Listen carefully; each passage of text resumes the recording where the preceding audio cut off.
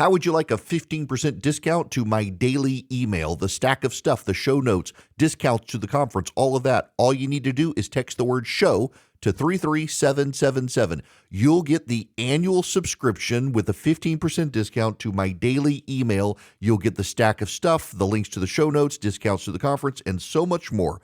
All you have to do is text the word show, SHOW, to 33777. Text show to 33777.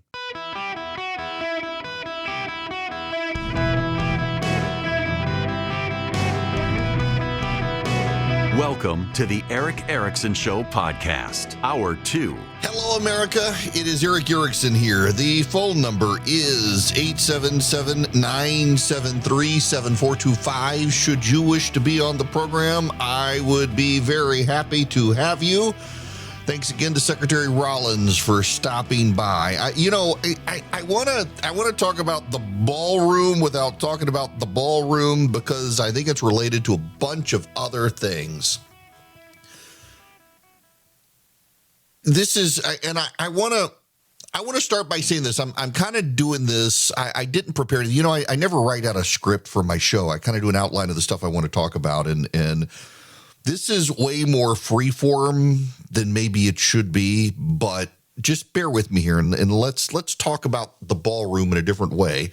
And I want to start with someone I know and actually very much do respect, and that is Peggy Noonan. And I know that there are people on the right these days who don't like. I have always adored Peggy Noonan, the way she writes. She's been very kind to me.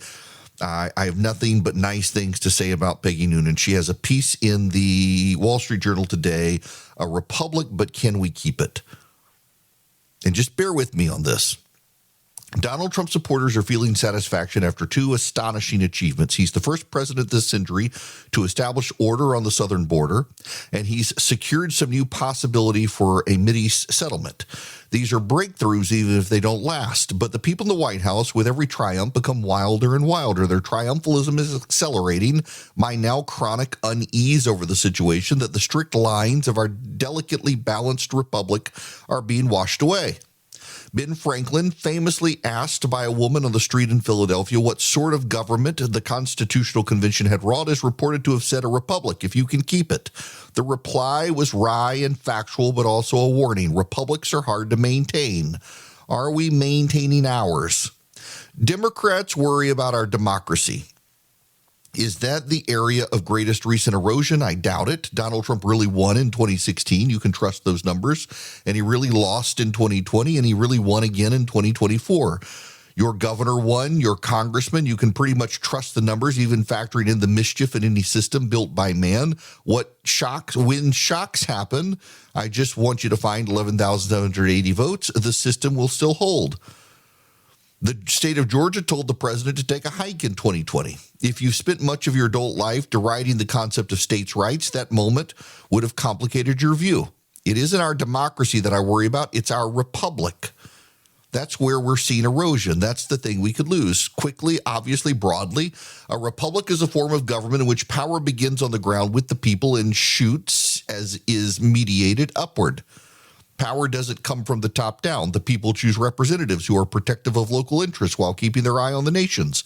The government of which they're part is bound by law, by a constitution that is only a document of enumerated laws, but a mean, lean machine for preserving liberty. The Constitution the founders devised was born of deep study of history, philosophy, and human nature. Their understanding of the last was deeply conservative. If men were angels, no government would be necessary, James Madison said. They aren't, so one is.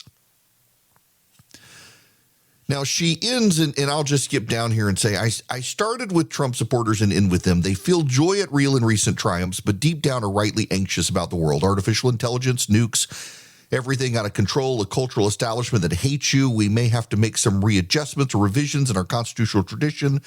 We're in in-game time. It all gives you a feeling of nihilism, something you've never felt in your entire honestly constructive life, and it's so shocking that for a moment it leaves you giddy, and in the end, having been broken down a bit, you wind up laughing last week at a video in which the American president put on a crown in the cockpit of a jet, flies over America, and drops human waste on it. You just laugh. when nothing like that ever would have made you laugh before, and in fact would have hurt your heart. 9 months in, we've got to be thinking about these things. And she mentions the tearing down of the East Wing and how upsetting it was to so many people. I have a different take. And by the way, and again, I say this with all due respect to Peggy Noonan, whose judgment I value and sense of stuff. And there are a lot of people on the right these days who drip with disdain and scorn for Peggy Noonan, and I'm not one of them. I adore her writing style and the words she helped give life to for presidents of the United States, and her sense of keen judgment on things and her willingness to speak up and say them despite them not being popular with people with whom she used to be friends. And I share some of her concerns about things moving as fast as they are and just in Trump's presidency, and he's just so out of the box from what we've had before. But also, I want to say this, and she kind of gets to this, and she's not going to get credit from people who dislike her from the right for pointing these things out. But Donald Trump's been able to get done a lot of things other people said were impossible. And a lot of people said the things Donald Trump got done that couldn't get done and were impossible to do were people who they got used to a way of thinking in Washington, and it did not matter what party they were in. They thought a certain way of things, and Donald Trump came in thinking a different way about things, and they poo-pooed his ability to get things done because he didn't think the way they thought. And guess what? He was able to outthink them in certain ways. He was able to get things done. But one of the ways that Donald Trump has been doing things that I think everyone should acknowledge, and I actually think is by design, and I think this is what Peggy Noonan misses, is he's taking the path of most resistance for most everything. He's taking the path of most resistance for most everything. And I actually think it's by design. And I think it is to provoke progressives. But I also think there's something else. Early on, I had a conversation with a prominent member now of the administration who advises the president, who's a friend of mine, who said one of the things he expected Donald Trump to do was to push the bounds of the office, and he was being encouraged by a number of conservative limited government types to do so for a seemingly academic reason. If you push the president to do things beyond the bounds of propriety, you can expect the Supreme Court of the United States to not just bind you, but bind your future successors in office. And so this friend of mine said that it was not a deliberate strategy on Trump's part, but it was very deliberate between those who encouraged the president, that you encourage the president to do things that you actually hope are unconstitutional, that the Supreme Court has never weighed in on before. So that when the Supreme Court does weigh in on them, not only are you bound, but it is now very easy to stop your successors in office from doing the things you were doing because there's now case law to the effect that you're not allowed to do these things. You're bound by the Constitution, and this is unconstitutional. Now, the danger is if Donald Trump decides, screw it, I'm going to do it anyway, and ignore the constitutional binding. But those around him don't think he will. They do think, however, that we have seen Democratic presidents in the past use and abuse the power of government to go after the right. So if Donald Trump uses and abuses the power of government in ways he wishes to do and aggravates so many people on the left and the Supreme Court starts handcuffing the presidency, the Supreme Court will have done what Congress failed to do, which is to restrict the powers of the president. And there are some things in which the Supreme Court, frankly, isn't restricting the power of the president. And so what this president is doing is setting precedents that can be used by future presidents, and he's doing so in a way that conservatives aren't going to be able to object to in the future. But in other things, the Supreme Court is saying, no, sir, you can't do that. No, sir, you can't toss these people off the Federal Reserve. No, sir, you can't I suspect they're going to say, start applying tariffs without Congress. They're going to bind the president. I also think the president is going through the path of most resistance because he thinks a lot of the norms that have been established in Washington were stupid. And let's be honest, they are. I do think the New York Times today actually has a story on the White House ballroom, and Democrats and Republicans alike agree there needs to be a ballroom. What they all wish is that the president had built some consensus for the ballroom instead of just doing it. But also, we've seen Democratic presidents in the past just do things, and the media was perfectly fine with them just doing those things. Democrats get to, Republicans don't. So now Donald Trump is steamrolling through the norms because the Democrats did, and the press gave the Democrats a pass, and he's doing it just in a bigger, bolder way with the ballroom. And what's so funny is that the Democrats are going to use the ballroom as well, and we will get 15 years, 20 years in the future, and they will say, I can't believe this was ever controversial. So I think the president is pushing the norms to bind future presidents. I think he's pushing the norms because the Democrats have done it and gotten away with it, but I also think he's pushing the norms for something else. I think Donald Trump is pushing the norms because he wants to provoke reactions from the left. The polling in the United States shows that the Democrats are actually less popular than Donald Trump. The Democrats are not only less popular than the president, the Democrats are further removed from the center than the president. See, the Democrats think the president is this wackadoo far-right conservative. He's actually pretty populist, and he's aligned himself with a bunch of 80-20 issues. And every time the president stakes out a position, the Democrats take the 20% position. Trump takes the 80, they take the 20. Whether it's the criminals, whether it's the gangs, whether it's the illegal immigrants, you name it. And in doing that, he's provoking reactions from the left that actually alienate them even more from the American people. I think it's a strategy. I have concerns about the pardons, the crypto pardons. I do have concerns. I do have concerns about pushing the boundaries, blowing up these boats in the Caribbean without Congress. And I just bear with me here. I have a sneaking suspicion in the back of my mind that this is going to blow up in the president's face if the Democrats take back Congress, that Pete Hegseth is actually becoming a liability and he's changing the rules of engagement in ways that can be changed but maybe shouldn't be changed, and that Hegseth is writing checks he's not going to be able to keep for the president. It's going to get the president in trouble, not Pete Hegseth. What if it turns out these people actually aren't drug runners? Now, I know the president's base will continue to believe him and continue to deny any truth teller who proves that these people aren't drug runners. But if they're not drug runners, the president is murdering innocent people. And we should not want a president of the United States who murders innocent people claiming that they're narco-terrorists. I don't know. We'll see. We will see. So I get the concerns of the people who are alarmed at the behaviors. And I understand Republicans who feel like the Democrats get to shatter norms all the time. Why don't we?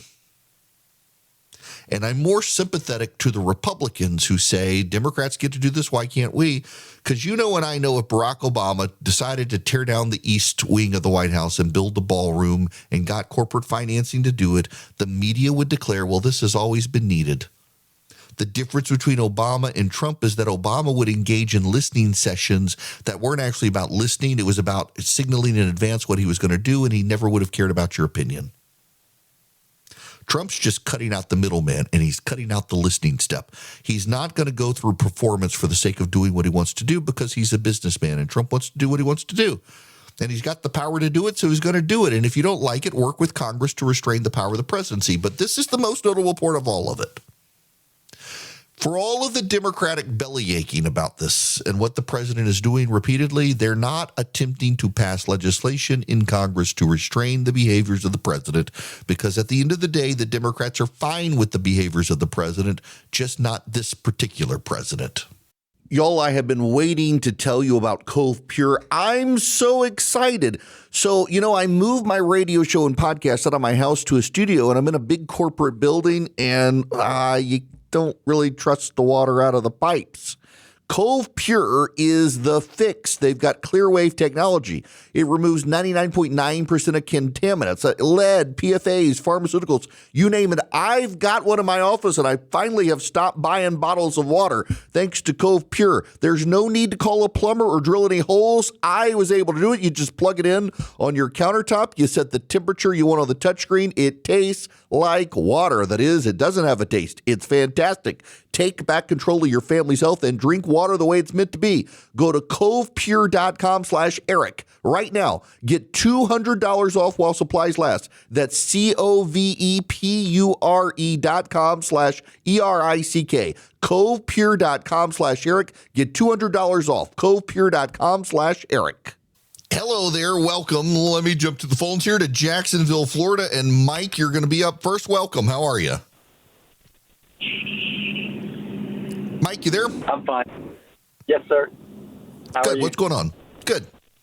I just went, I got actually three things. I got to thinking about something else. But the first one is all this tariff money that the president keeps saying that they're raking in. Why don't they use that to fund these people that are out of jobs right now or not being paid for their jobs, even though they're working?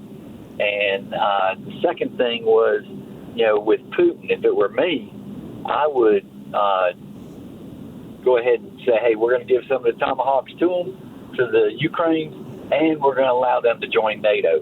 That will bring Putin to the table in a flash, because he doesn't want them as part of NATO. And the third thing was, when I was a little guy, my mom had abdominal surgery. She was telling us this one day, and she had to go up to the L in New York, and she just had a surgery, and she was trying to get the stroller up the steps, and a young man come running up, grabbed the stroller, and took it to the top of the steps, and waited there till my mom came up, and she said that young man was Donald Trump. Huh. Isn't that amazing? A lot of people don't know those things about him.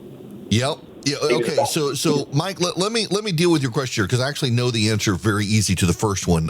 You can't use the tariff money to cover these costs, because the tariff money goes into a fund that has not been allocated by Congress. The president's not allowed to spend money but for appropriation by Congress. And since the tariffs haven't been appropriated, the president can't spend them.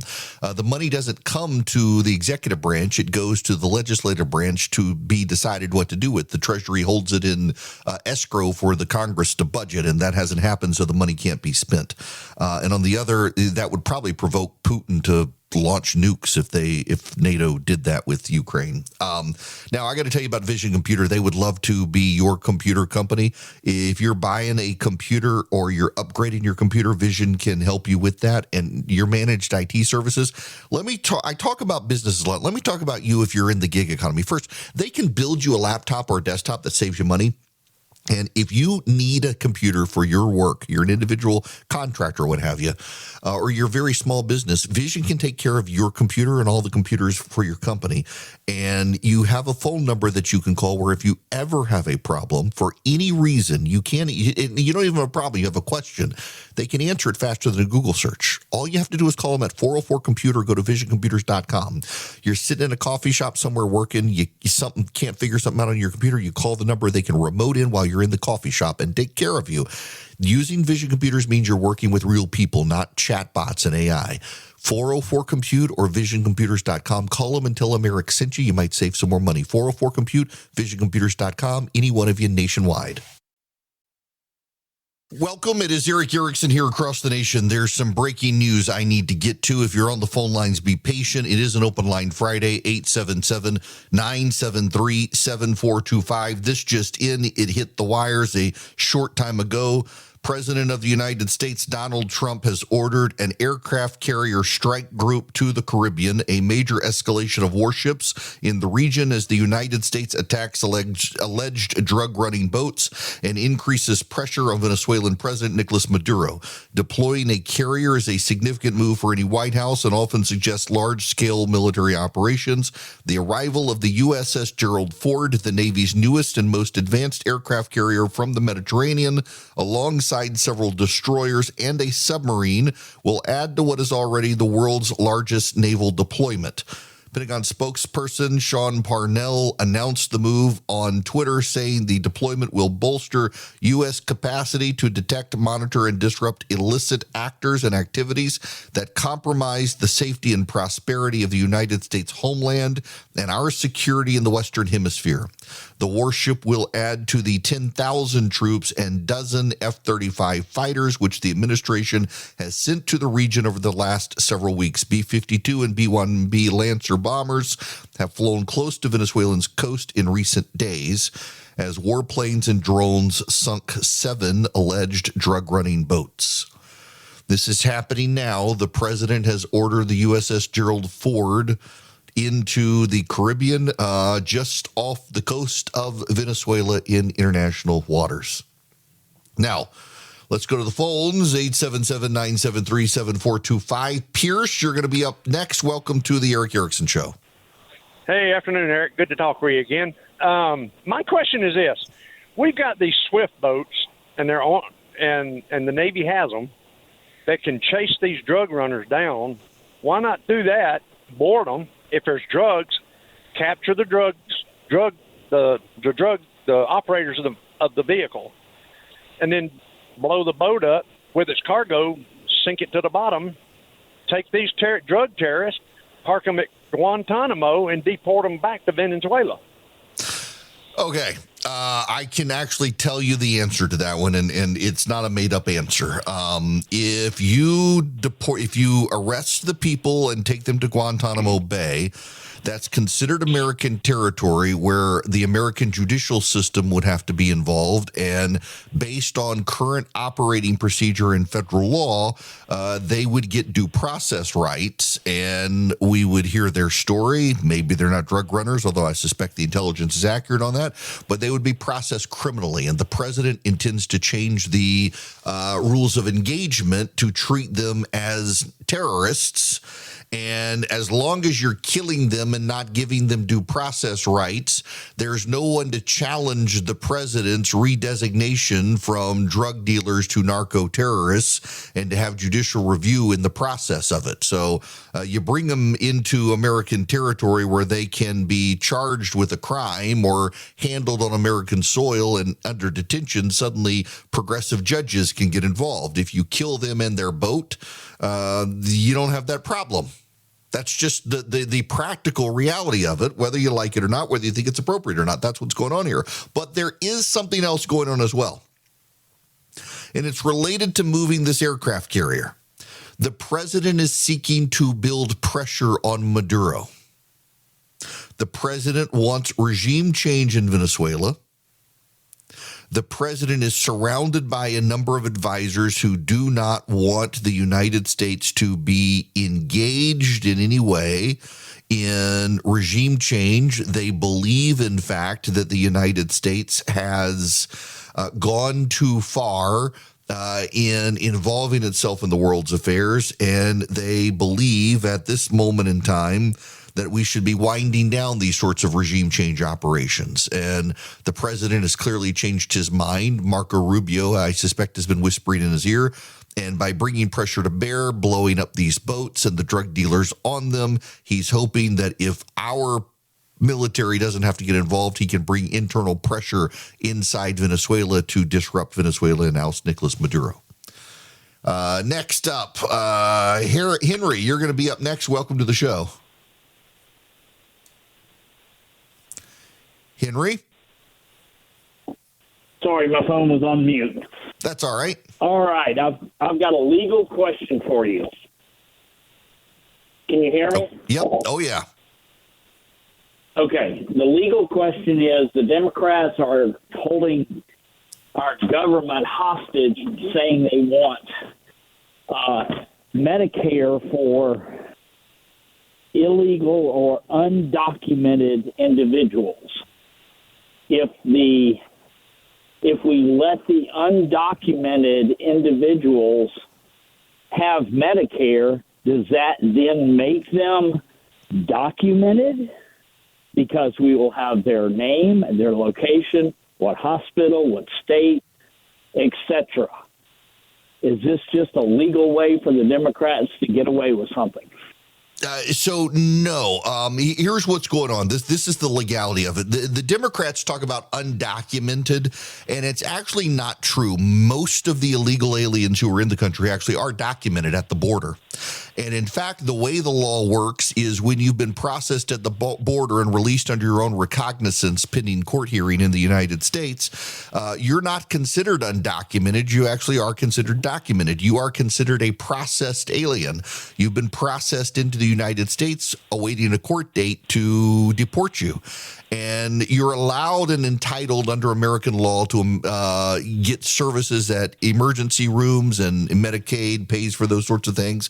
So this isn't a Democrat backdoor to try to get them to be legal. But what it can do actually is provide a paper trail for who these people are and where they are if ICE can get a hold of them, except HIPAA records are not subject to inspection by ICE. So if an illegal alien goes into a hospital for medical treatment, their medical records are protected from snooping by ICE.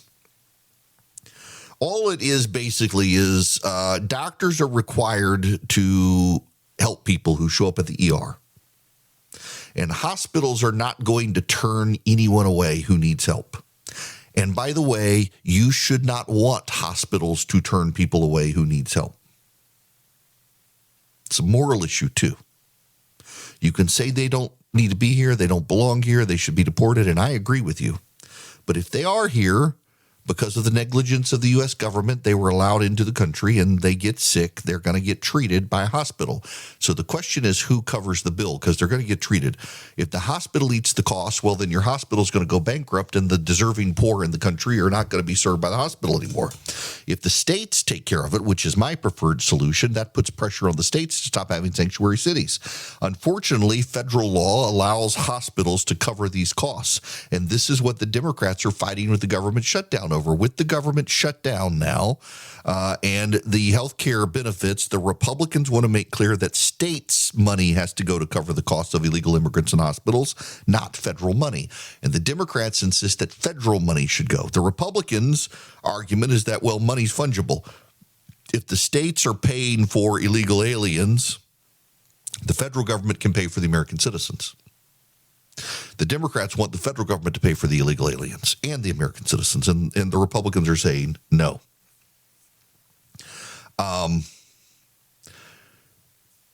By the way, I'm just seeing this from Jennifer Griffin of Fox News that this is the first time in her memory there will be no U.S. aircraft carrier in the Middle East CENTCOM theater, that by sending the USS Ford aircraft carrier strike group to the Caribbean, there will be no coverage, naval coverage through aircraft carriers within the Middle East region. Definitely heating up the Western Hemisphere. All right, Don, you're going to be up next. Welcome to the show, sir. How are you? Thank you very much, Eric. I appreciate you taking my call. Say, several months ago, I had a thought, and I didn't really think about sharing it. And but one of your callers had a question about Ukraine. Anyway, the thought that I had, and I've let this kind of rumble around in my mind to see whether it would work or not work, would be to divide Ukraine into two countries, an East Ukraine and a West Ukraine.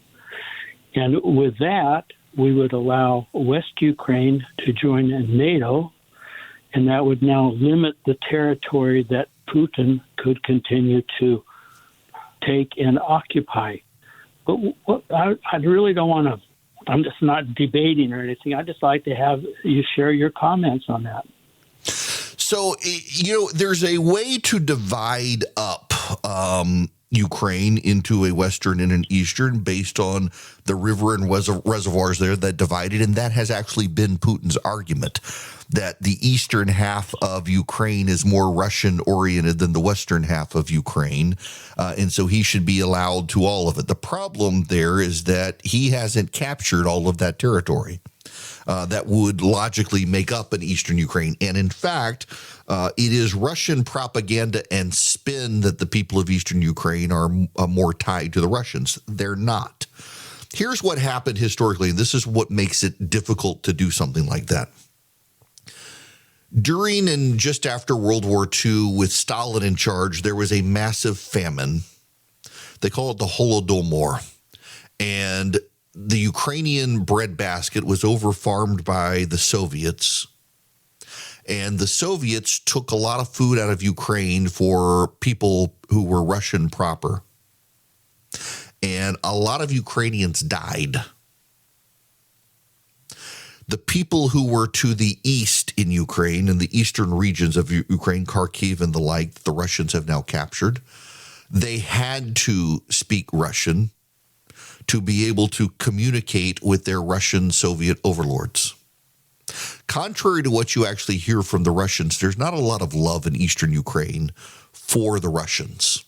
And so essentially what you're asking to happen is divide Ukraine into two regions, though Ukraine has been a whole region for its entire history, and then say, well, maybe let the Russians take that eastern portion of Ukraine or have a democratic vote over whether or not the Russians should go to them. Well, eastern Ukraine doesn't want to be a part of Russia any more than western Ukraine wants to be a part of Russia.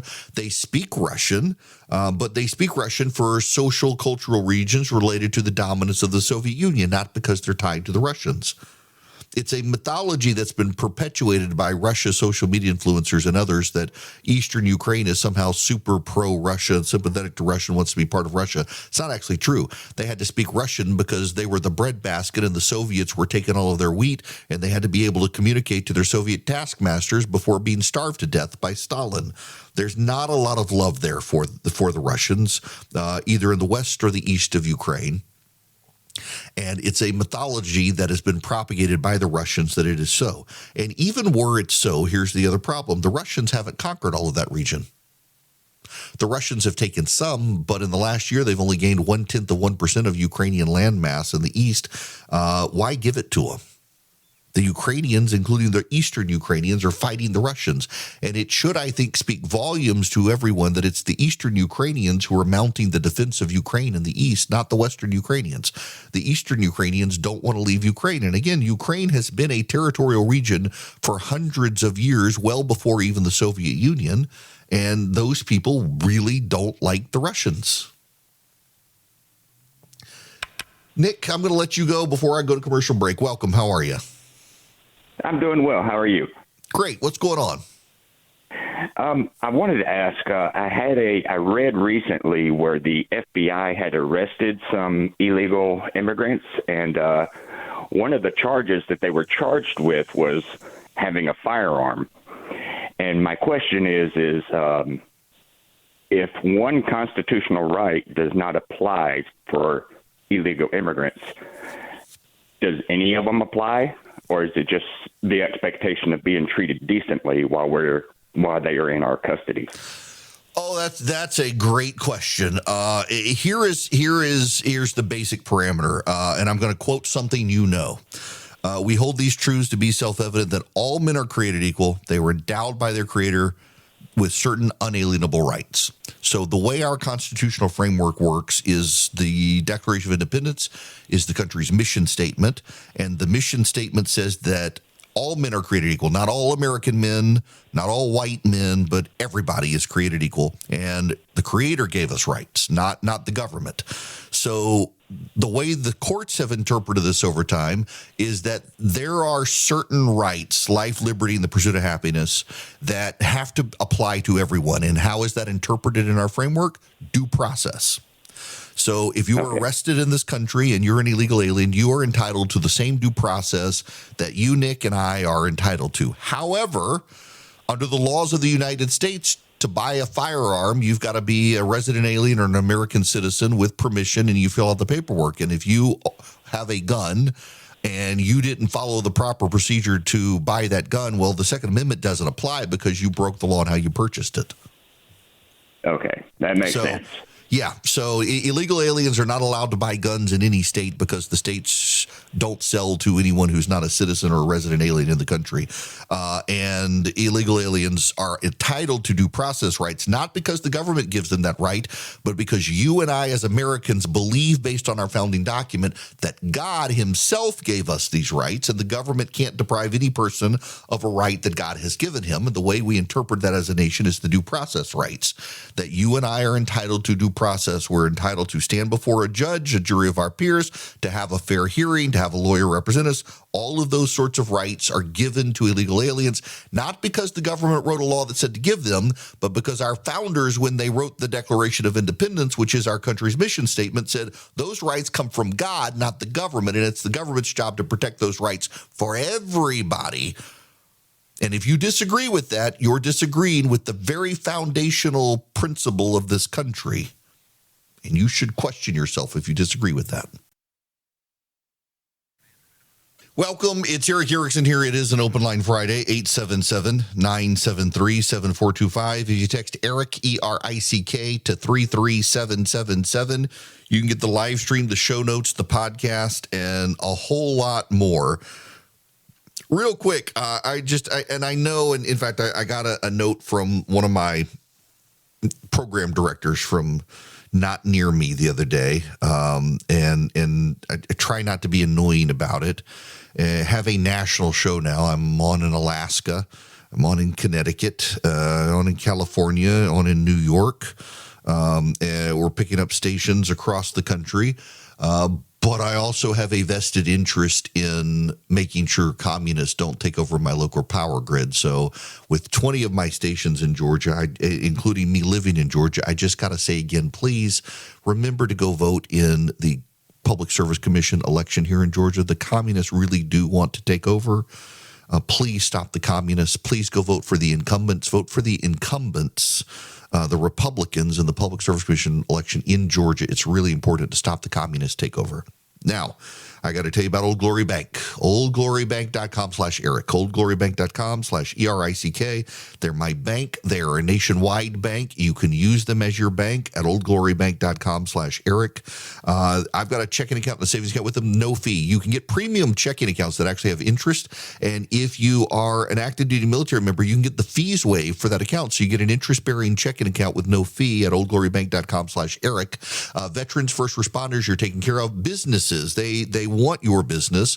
They actually have loan officers who are willing to help you, who will come and get to know you and your business and understand your needs and your capabilities, and they want to help your business grow. They're very hands-on and very good people. They're conservatives who started the bank to protect conservatives and to support your constitutional rights as a bank. Go to OldGloryBank.com/Eric today. OldGloryBank.com/Eric. Don't forget about custodial accounts for your kids as well. And you can deposit cash even though they're an online bank. OldGloryBank.com/Eric. Member FDIC. Equal housing lender. Terms and conditions apply.